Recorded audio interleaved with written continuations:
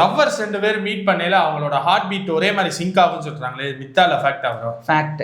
கை கோர்த்து நடக்கையில அவங்களுக்கு வந்து பிசிக்கலா ரிலீஃப் ஆகும்னு சொல்றாங்க, அது மித்தா இல்ல ஃபேக்டா? ஃபேக்ட். லவ் பிரேக்கப் ஆயிடுச்சு, அவங்களுக்கு வந்து ஹார்ட் வந்து ரொம்ப பெயினா இருக்கும், கிட்டத்தட்ட ஹார்ட் அட்டாக் வரையில ஒரு பெயின் இருக்கும்னா அந்த லெவலுக்கு ஹார்ட் பெயின் இருக்குன்னு சொல்றாங்க, இது மித்தா இல்ல ஃபேக்டா? ஃபேக்ட்.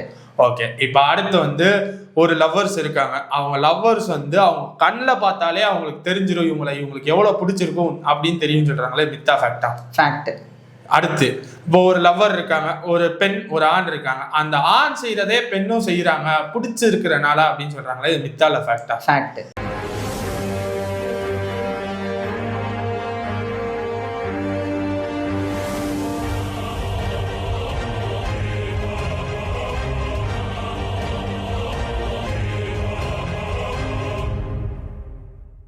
லவ் எல்லா மனுஷனுக்கும் லவ்ன்றது வராம இருந்திருக்கவே இருக்காது. அந்த லவ் பண்ணலைன்னா மனுஷனே கிடையாது.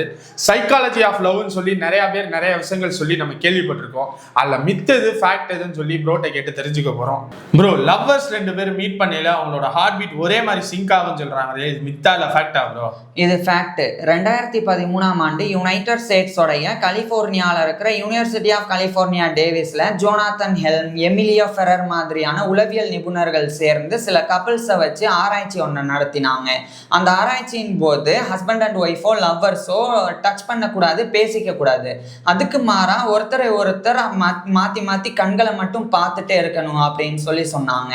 அதுக்கப்புறமா அவங்களுடைய ரெஸ்பிரேஷன், ஹார்ட் பீட் இதெல்லாமே வந்து கண்காணிக்கிறதுக்கு உண்டான சென்சார்ஸையும் வச்சாங்க. அப்போ என்ன நடந்ததுன்னா, ஒருத்தர் வந்து ரொம்ப நேரம் பார்த்துட்டே இருக்கும்போது, குறிப்பாக 3 நிமிஷத்துக்கு மேலே பார்த்துட்டே இருக்கும்போது 2 பேருடைய ஹார்ட் பீட்டும் வந்து சிங்க் ஆகி ஒரே டைமிங்லையும் ஒரே ஸ்பீட்லையும் வந்து துடிக்க ஆரம்பிச்சது. இது எதனால நடக்குதுன்னா, மூளையில் மிரர் நியூரான் அப்படின்னு நரம்பு செல்கள் இருக்கு. அது வந்து நம்மளுடைய பிடிச்சவங்க நமக்கு முன்னாடி இருக்கும்போது அவங்களுடைய கண்ணையை தொடர்ந்து பார்த்துட்டே இருக்கும்போது அவங்களுடைய உடலியலை அப்படியே வந்து அடாப்ட் பண்ணும். அப்போ அவங்க எப்படி மூச்சு விடுறாங்களோ அதே மாதிரி வந்து நம்மளை வந்து மூச்சு விட ஆரம்பிப்போம். இப்போ ரெஸ்பிரேஷன், ஹார்ட் பீட் இந்த ரெண்டுக்குமே வந்து தொடர்பு இருக்கு. எப்படி சுவாசம் இருக்கோ அதுக்கேற்ற மாதிரி இதய துடிப்பும் இருக்கும். உதாரணத்துக்கு நம்ம வேகமாக ஓடி நம்ம நிற்கும் போது இதய துடிப்பும் வேகமாக இருக்கும். நம்மளுடைய ரெஸ்பிரேஷன் அதாவது சுவாசம் அதுவுமே வந்து வேகமாக இருக்கும். அது மாதிரி நமக்கு முன்னாடி இருக்கிறவங்களுடைய அந்த சுவாசம் மாதிரியே நம்மளும் சுவாசிக்கும் போது ஒரே மாதிரி நம்மளுடைய ரெஸ்பிரேஷன் வந்து சிங்க் ஆக ஆரம்பிக்கும் போது ஹார்ட் பீட்டும் வந்து அப்படியே வந்து சிங்க் ஆகுது. ஸோ இதுதான் வந்து 2013 கண்டுபிடிக்கப்பட்டது. இதை கரெக்டாக 2013 பிப்ரவரியில், அதாவது அப்போ வேலண்டைன்ஸ் டே வர்றதுக்கு முன்னாடி அதை வந்து இந்த ஒரு ஆராய்ச்சி முடிவை வந்து வெளியிட்டாங்க. இப்போ நீங்கள் கேட்டதுலேயே எனக்கு ஒரு கொஸ்டின் இருக்குது. இப்போ நீங்கள் சொன்னீங்கல்ல 2 பேரும் ஐ கான்டாக்டில் இருக்கையில் அவங்களுக்கு ஒரே மாதிரி ஹார்ட் பீட் இருக்குது, ஓடிட்டு வந்துட்டாங்கன்னா அந்த ஹார்ட் பீட் இருக்குன்ட்டு. இவங்க 2 பேருமே சும்மா உட்காந்துருக்காங்க, 2 பேரும் ஐ கான்டாக்ட் கொடுக்குறாங்க. சும்மா உட்காரையில் நம்ம வந்து உடம்புக்கு நமக்கு எந்த இதுவும் இருக்காது, அதனால ஹார்ட் பீட் வந்து ஒரே மாதிரி தான் இருக்கும். ஸோ அதனால தானே 2 பேத்துக்கு ஒரே மாதிரி ஹார்ட் பீட் லெவல் இருக்கும். அப்படி இல்லை. இப்போ ஒரு ஆண் பெண் அப்படின்னு நம்ம 2 பேரையும் ஒப்பிடும்போது ஆணுக்கு வந்து இப்போ ஹார்ட் பீட் வந்து வேகமாக இருக்குன்னு வச்சுக்குவோம், பெண்ணுக்கு குறைவாக இருக்குன்னு வச்சுக்குவோம். அந்த ஹார்ட் பீட் வேகமாக இருக்கிறது வந்து ஏதாச்சும் ஒரு ஒர்க் பண்ணாவோ இல்லை உடம்ப ஏதாச்சும் வருத்தினாமா தானே அந்த ஹார்ட் பீட் இல்லை. இப்போ சராசரியாக வந்து நிமிஷத்துக்கு 72 முறை துடிக்கணும் இந்த மாதிரி சொல்கிறாங்கல்ல. இப்போ உங்கள் ஹார்ட் பீட்டும் என்னுடைய ஹார்ட் பீட்டும் பார்த்தா லைட்டாக மாற்றம் இருக்கும். ஒரு நிமிஷத்துக்கு என் ஹார்ட் ஒரு 70 முறை துடிக்குதுன்னா உங்களது ஒரு 71 72 அப்படின்னு மாறும். ஏன்னா அது அவங்களுடைய உடல் சார்ந்து அவங்க சாப்பிட்ட உணவு, அவங்க சுவாசிக்கிற விதம், அவங்க வந்து நடந்துக்கிறது இதெல்லாம் பொறுத்து தான் மாறும். ஸோ இப்படி இருக்கும்போது நான் எப்படி சொல்றேன்னா, இப்போ ஒரு ஹஸ்பண்ட் இருக்கிறாங்க, அவருடைய ஹார்ட் பீட் வந்து 75. இப்போ ஒரு அவங்களுடைய ஒய்ஃப் இருக்கிறாங்க, அவங்களுடைய ஹார்ட் பீட் வந்து 72ன்னு வைங்க. 2 பேரும் மாற்றி மாற்றி அவங்களுடைய கண்களை பார்த்துக்கும் போது ஹஸ்பண்ட் ஒய்ஃப் ஹஸ்பண்டோடைய கண் இப்படி மாற்றி மாற்றி பார்த்துட்டே இருக்கும்போது ஹஸ்பண்ட் மாதிரியே வந்து ஒய்ஃபும் சுவாசிக்க ஆரம்பிப்பாங்க. அப்போ என்ன நடக்கும்னா, அவங்கள மாதிரி நான் ஏற்கனவே சொன்ன மூளையில் இருக்கக்கூடிய மிரர் நியூரான் அது வந்து அப்படியே அவங்கள மாதிரி அவங்களுடைய உடலியலை அப்படியே அடாப்ட் பண்ணும். அப்போ என்ன நடக்கும்னா, நம்ம சுவாசிக்கிற வேகம் அது வந்து அவங்க நமக்கு முன்னாடி இருக்கிறவங்க மாதிரியே மாறுது. அப்போ இந்த ஹஸ்பண்டோடைய ஹார்ட் பீட் வந்து எப்படி 75ன்னு இருக்கு, அதுக்கேற்ற மாதிரியே 72ல இருந்து அந்த பெண்ணினுடைய ஹார்ட் பீட்டும் 75க்கு வந்துடும். அது மட்டும் இல்லாமல் இந்த ஸ்பீடு மட்டும் இல்லாமல் அந்த ரிதமும் வந்து ஒரே மாதிரி இருக்கும். அதாவது ஹஸ்பண்டோடைய ஹார்ட் வந்து எப்போ வந்து துடிக்குதோ அதே டைமிங்கில் அவருடைய ஒய்ஃபோடைய ஹார்ட் பீட்டும் வந்து துடிக்க ஆரம்பிக்கும். ஸோ இது வந்து ஃபிசியலாஜிக்கலாகவே வந்து உண்மைதான். எப்படின்னா நான் ஏற்கனவே சொன்ன மாதிரி இப்போ நீங்கள் ஓடுனா தான் வந்து மூச்சு இழைக்கும் அப்படி சொல்றீங்க, உட்காந்துருக்கும் போது எப்படி ஒரே மாதிரி தானே இருக்கும். இப்போ நீங்கள் திடீர்னு ஒரு விஷயம் வந்து எமோஷனலாக கேள்விப்படுறீங்க, அப்ப சடனா ஹார்ட் பீட் வந்து ஏங்குறோம். அதே சமயம் சடனா உங்களுக்கு வந்து அந்த சுவாசிக்கிறதும் வந்து சில பேருக்கு நிக்கும், கேள்விப்பட்டிருக்கீங்களா? அப்ப அவங்க வந்து ஓடுனாங்களா? ஓடல.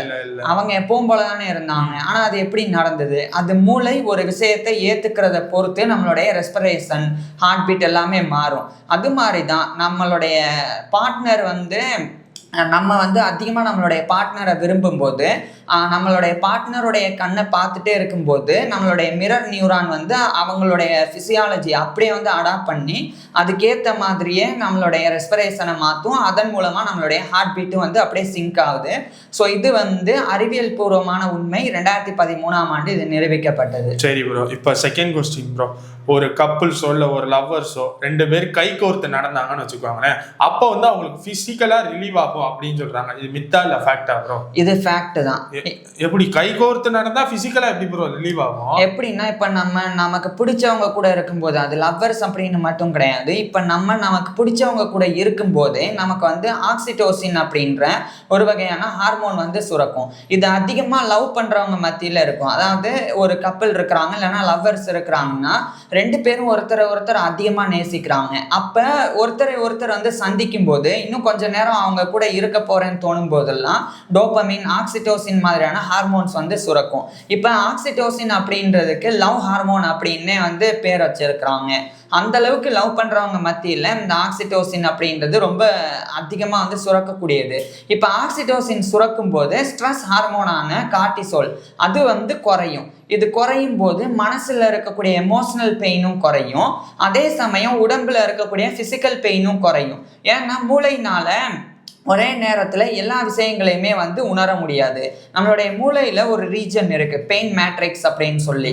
அது வந்து எந்த நேரத்தில் உணரும்னா, இப்போ நமக்கு வந்து அடிப்படுது, உடம்பு வந்து வலிக்குது, அந்த நேரத்தில் நம்மளை சுற்றி யாருமே இல்லை, நம்ம யோசிக்கிறதுக்கு எதுவுமே இல்லைன்றப்போ நம்ம அந்த பெயினை வந்து ரொம்ப ஃபோக்கஸாக வந்து யோசிக்க ஆரம்பிப்போம். அப்போ அந்த வலி வந்து அதிகமாக இருக்கும். அதுவே லவ்வர்ஸ் கூட இருக்கும்போது அவங்கள பார்த்த உடனே அவங்களுடைய ஸ்கின் நம்ம மேலே பட்ட உடனே நம்மளை அறியாமலே நமக்குள்ள இந்த மாதிரி ஹார்மோன் மாற்றங்கள் ஏற்படும். அந்த நேரத்தில் நம்மளுடைய மூளை வந்து நம்ம பிடிச்சவங்க கூட நம்ம இருக்கிறோம் அப்படின்ற அந்த சிக்னலை வந்து கொடுக்கும்.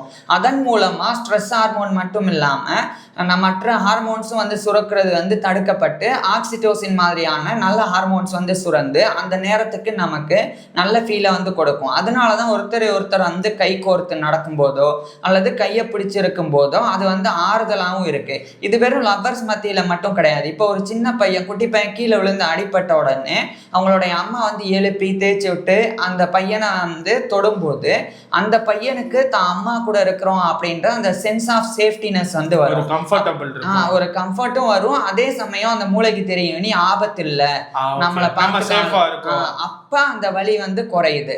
ஸோ இதுதான் வந்து இங்கேயும் நடக்குது. அதனால உண்மையிலேயே லவ்வர்ஸ் வந்து கை கோர்க்கும் போது பிசிக்கல் பெயின் குறையும் தான். ஆனால் வேண்டா வெறுப்பா இருக்கும்போது, இப்போ ஒரு பொண்ணுக்கு பையனை பிடிக்கல, வேற வழி இல்லாமல் லவ் பண்றாங்க, அந்த நேரத்தில் அந்த பொண்ணுக்கு ஏதோ வழி இருக்கு, அப்ப அந்த பையன் கூட கை கோர்த்தா இது வந்து நடக்காது. 2 பேரும் வந்து ரொம்ப கை கோர்க்கிறதுன்னு முடிவாகி போயிருச்சு. அதான் நான் சொன்னேன், நம்ம பிடிச்சவங்க கூட இருக்கும்போது தான் மூளை அதுக்கேற்ற சிக்னல் வந்து கொடுக்கும். பிடிக்காதவங்க அல்லது வேண்டா வெறுப்போ ஒரு ரிலேஷன்ஷிப்ல இருக்கும் போதோ நம்மளுடைய மூளை அதை வந்து ஒரு பாரமா தான் பார்க்கும். கை கோர்க்கும் போது பயம்தான் வரும். ஐயோ நம்ம கை கோர்க்கிறோம், நம்மளால இவங்களை விட்டு பிரியவே முடியாது போல, எப்படியா பிரிஞ்சிடலான்னு பார்த்தா முடியாது போல, இவங்க கூட தான் வாழ்ந்தே ஆகணுமோ அப்படின்ற அந்த மாதிரி எண்ணம் வந்து வர ஆரம்பிக்கும். அப்ப பிசிக்கல் பெயினோ மென்டல் பெயினோ அப்ப அதிகரிக்க தான் செய்யும். ஆனா எப்ப வந்து 2 பேரும் வந்து ஒருத்தர் அதிகமா நேசிக்கிறாங்களோ அந்த நேரத்துல இந்த மாதிரி கை கோர்க்கும் போது இந்த மாதிரி குட் ஃபீலிங் வந்து வரும். சரி ப்ரோ, இப்போ அடுத்த கொஸ்டின் ப்ரோ. ஒரு மனுஷனுக்கு பிரேக்கப் ஆயிடுச்சு. அந்த பிரேக்கப் பெயின் வந்து ஒரு மாதிரி ரொம்ப சிவியரா இருக்கும். ஹார்ட் பெயின் வந்து ரொம்ப சிவியரா இருக்கும். லைக் எப்படி சொல்றேன்னா, ஹார்ட் அட்டாக் வரையில ஒரு ஹார்ட்டுக்கு ஒரு பெயின் வரும்ல, அந்த லெவலுக்கு இருக்கும்னு சொல்றாங்க. இது மித்தா இல்ல ஃபேக்டா ப்ரோ? இது ஃபேக்ட் தான் ப்ரோ. லவ் ஃபெயிலியருக்கு ஹார்ட் அட்டாக் பெயினா எப்படி ப்ரோ? எப்படின்னா, இப்ப நமக்கு வந்து லவ் ஃபெயிலியர் ஆகும்போது யாராவது ஒரு பெண்ணோ ஒரு ஆணோ வந்து பிரேக்கப் பண்ணும்போது எதிரில் இருக்கக்கூடிய பார்ட்னருக்கு வந்து சடனா ஒரு விஷயம் வந்து கேள்விப்படுறாங்க. அது அதிர்ச்சியான விஷயம். அப்ப என்ன நடக்கும்னா, உடனடியா நம்மளுடைய உடம்புக்குள்ள வந்து அட்ரினலின், கார்டிசோல் மாதிரியான ஸ்ட்ரெஸ் ஹார்மோன்ஸ் வந்து வெள்ளம் மாதிரி பாய ஆரம்பிக்கும். அப்படி பாயும் போது ஒரு சில விஷயங்கள் நடக்கும். அதுல குறிப்பா நடக்கக்கூடியது என்னன்னா, இதயத்துல 4 அறைகள் இருக்கு. மேல 2 அறைகள், கீழே 2 அறைகள். மேல இருக்கக்கூடிய இடது அறை வந்து லெஃப்ட் ஏட்ரியம், கீழே வந்து லெஃப்ட் வென்ட்ரிக்கல் அப்படின்னு கீழறை, கீழ் இடது அறைக்கு. அதே மாதிரி மேல ரைட்ல வந்து ரைட் ஏட்ரியம், கீழே ரைட்ல வந்து ரைட் வென்ட்ரிக்கல் அப்படின்னு இருக்கு. இப்ப இதுல இந்த கீழே இருக்கிற லெஃப்ட் சைட்ல இருக்கக்கூடிய லெஃப்ட் வென்ட்ரிக்கல், அதுதான் வந்து ஆக்சிஜன் ஏற்றப்பட்ட, அதாவது ஆக்சிஜன் நிறைந்த ரத்தத்தை நம்மளுடைய உடம்பு முழுக்க வந்து பம்ப் பண்ணி தள்ளுது. இப்ப சடனா இந்த மாதிரி விஷயங்கள் கேள்விப்பட்ட உடனே அட்ரினலின், கார்டிசோல் மாதிரியான ஹார்மோன்ஸ் வந்து வெள்ளம் மாதிரி பாயும் போது அந்த இடத்த வந்து ஸ்டன் பண்ணும். அதாவது இதயத்தினுடைய இடது கீழறைய வந்து ஸ்தம்பிக்க வைக்கும். அப்ப சடனா அந்த அந்த இருதய மசில், அந்த இருதய தசைக்கு போகக்கூடிய ரத்த நாளம் வந்து சுருங்கும்.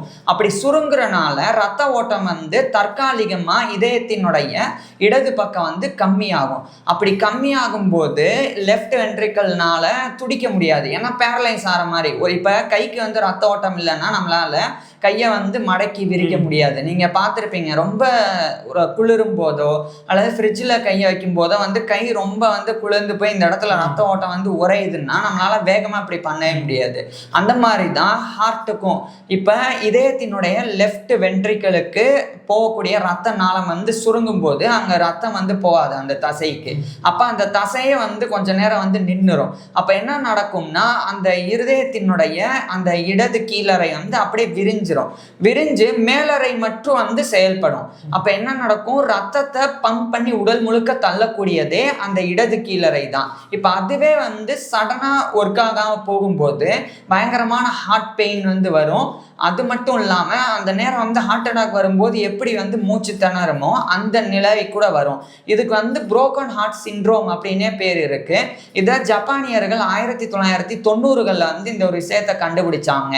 இதை கண்டுபிடிக்கும் போது அவங்க வந்து இந்த மாதிரி ஹார்ட் பிரேக்கான விஷயங்கள் நடக்கும்போது, இது வெறும் பிரேக்கப் மட்டும் கிடையாது, ரொம்ப மனசு நொந்து போற மாதிரி நமக்கு நெருக்கமானவங்க யாராவது இறந்து போயிட்டாங்க அப்படின்ற அந்த செய்தியை கேட்கும்போது கூட சிலருக்கு இந்த அட்ரினலின், கார்டிசோல் மாதிரியான ஹார்மோன்ஸ் வந்து வேகமாக ஃப்ளட் ஆகி இந்த விஷயம் நடக்கும். இதை அவங்க வந்து ஸ்கேன், எக்ஸ்ரே எல்லாம் பண்ணி இதயம் வந்து மாறுது அப்படின்னு கண்டுபிடிச்சாங்க. அதாவது இதயத்தினுடைய வடிவமே கொஞ்ச நேரத்துக்கு வந்து அப்படியே மாறிடும், ஷேப்பே மாறிடும். அப்ப இப்ப இதயத்தினுடைய கீழறை, இடது கீழறை இதுதான் அப்படின்னு வச்சுக்குவோம். இந்த இடம் அப்படியே வீங்கி ஒரு மாதிரி பானை மாதிரி மாறிடும். அது எந்த மாதிரி பானைன்னா, ஜப்பான்ல வந்து ஆக்டோபஸ் அப்படின்ற ஒரு வகை, அதை கடல்வாழ் உயிரினம், அதை வந்து பிடிக்கிறதுக்கு ஒரு வகையான பானையை வந்து பயன்படுத்துவாங்க. அந்த பானை சேப்புலையே இதயம் வந்து மாறும். அப்படி மாறுறனால தான் ஜப்பானியர்கள் இதை கண்டுபிடிச்ச உடனே இதுக்கு வந்து டாகோட்சுபோ கார்டியோ மயோபதி அப்படின்னு சொல்லி அதுக்கு வந்து பேர் சூட்டினாங்க. ஏன்னா டாகோட் அப்படின்றது வந்து ஜப்பான் மொழியில வந்து ஆக்டோபஸை குறிக்குது, சுபோ அப்படின்னா பானை. ஸோ அது வந்து ஆக்டோபஸை பிடிக்கக்கூடிய பானை மாதிரி இதே மாறிடுது அப்படின்றதுக்காக இந்த ஒரு பேரை வந்து அந்த கண்டிஷனுக்கு வச்சாங்க. உலகம் முழுவதும் இது வந்து புரோக்கன் ஹார்ட் சிண்ட்ரோம் அப்படின்னு வந்து அழைக்கப்படுது. இது ஒரு மெடிக்கல் கண்டிஷன் தான். சயின்டிஃபிக்லி இது உண்மைதான். உண்மையிலே பிரேக்கப் ஆனால் நெஞ்சு வலி வர்றது, ஹார்ட் அட்டாக் வந்த மாதிரியான ஃபீல் வர்றதுலாம் உண்மைதான். ஆனா இங்க என்ன வித்தியாசம்னா, ஹார்ட் அட்டாக்னா ரத்த குழாய் வந்து அடைப்பு ஏற்பட்டு ஹார்ட் அட்டாக் வரும். இங்க என்னன்னா ரத்த குழாயில அடைப்பு ஏற்படாது, ஆனா அதுக்கு மாறா வந்து ஹார்ட் அட்டாக் மட்டும் நடக்குது. இது வந்து இப்போ சடனா பிரேக்கப்னு சொன்னாதான் வரும். ஒரு மாதிரி அதனால முன்கூட்டியே தெரிஞ்சிருச்சு பிரேக்கப் பண்ண ஆக போறோம்னா அப்பனா தெரியாது. சடனா பிரேக்கப் அப்படின்னு சொன்னாங்கன்னா இந்த பெயின் வரும். அதே மாதிரி சில பேருக்கு வந்து ஹார்ட் ஹெல்த் பொறுத்து இது மாறுபடும். சில பேர் வந்து எதையும் தாங்கும் இதயமா இருப்பாங்க, அவங்க வந்து தாங்கிடுவாங்க. சில பேர் வந்து ரொம்ப வீக்கா இருப்பாங்க, எமோஷனலி வீக்கா இருப்பாங்க, அவங்களால இதை தாங்க முடியாம இந்த புரோக்கன் ஹார்ட் சிண்ட்ரோம் அவங்களுக்கு வர அதிக வாய்ப்பு இருக்கு. ப்ரோ, 4வது கொஸ்டின் ப்ரோ. அதாவது ஒரு லவ்வர்ஸ் இருக்காங்கன்னு வச்சுக்கோங்களேன், அவங்க கண்ணை பார்த்தாலே தெரிஞ்சிடும் இவங்களுக்கு வந்து இவங்களை ரொம்ப பிடிச்சிருக்கு அப்படின்னு சொல்றாங்கல்ல, இது மித்தா இல்ல ஃபேக்டா ப்ரோ? இது ஃபேக்ட் தான். கண்ணை பார்த்தா எப்படி ப்ரோ தெரியும்? கண்ணை பார்த்தா தெரியும் அப்படின்றத விட கண்ணுல இருக்கக்கூடிய பியூப்பிள் அப்படின்ற சிறு துளை அதை பார்த்தா கண்டுபிடிச்சிடலாம். இப்ப ஒருத்தருக்கு இன்னொருத்தரை பிடிக்கும் அப்படின்னா அவங்களுடைய கண்ணில் இருக்கக்கூடிய அந்த பியூப்பிள் அப்படின்ற பகுதி அது வந்து பெருசாகும். இதுவே நார்மலா இருக்கு அப்படின்னா அது பெருசாகாது. இது எப்படின்னு சொல்றேன். பொதுவா இப்ப நமக்கு பிடிச்ச ஒரு பொண்ணு நம்ம முன்னாடி வருதுன்னா டக்குன்னு நம்மளுடைய இதய துடிப்பு வந்து வேகமாகும். அதை வந்து முறை வந்து ஒரு பொண்ணை பிடிச்சு போகும்போது அது நடக்கும். அதே மாதிரி நமக்கு ரொம்ப பிடிச்ச பெண்ணோ அல்லது பிடிச்ச ஆணோ வந்து நமக்கு முன்னாடி வரும்போது சடனா வந்து அது நடக்கும். அது எப்படி நடக்குதுன்னா அப்ப நம்மளுடைய மூளை அப்பவும் அட்ரினலினை தான் சுரக்கும். இது வந்து நெகட்டிவ் தானே அட்ரினலின் வந்தா அப்படின்னு நினைக்கலாம். ஆனா இந்த இடத்துல இது வந்து பாசிட்டிவ் ஸ்ட்ரெஸ்ஸா வந்து செயல்படும். எப்படின்னா இப்போ ஒரு பொண்ணை பார்க்குறோம், அந்த பொண்ணு ரொம்ப பிடிச்சிருக்கு, அந்த பொண்ணு கூட நம்ம பேச போறோம், அப்போ ஒரு எக்ஸைட்மெண்ட் வரும்ல, அப்ப அந்த மூளை இந்த அட்ரினலின் அப்படின்ற ஹார்மோன் சுரக்கிறதுக்கு உண்டான சிக்னல் கொடுக்கும், அட்ரினலினும் சுரந்துரும்.